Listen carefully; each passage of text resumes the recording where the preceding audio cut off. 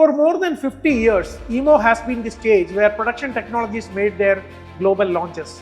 Each edition has acted as a bridge between ideas and markets, accelerating the transfer of knowledge and technology across continents. That bridge has been especially significant for India, where passionate entrepreneurs have leveraged EMO to connect with European leaders and bring them into India's growing machine tool market. One such story is that of Nishikant Ahire and AMT Group.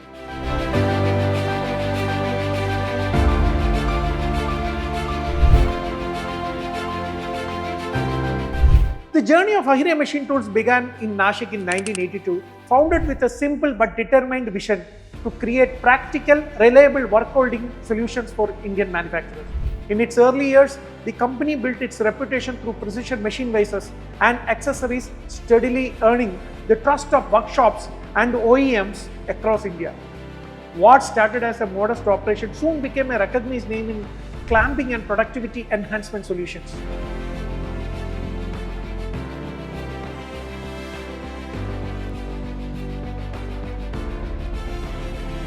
Yeah, this year EMO is celebrating its 50th year, and I always treat myself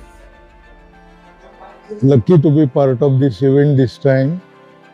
I have been visiting Hanover for the first time I visited was Hanover Fair in '79, and since then I have been visiting Hanover Fair every year.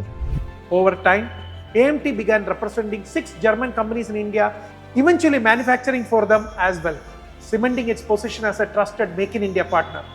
Today, AMT Group is much more than a workholding specialist, with sister companies like Machine House India delivering vibration isolation and Globetech providing precision component manufacturing.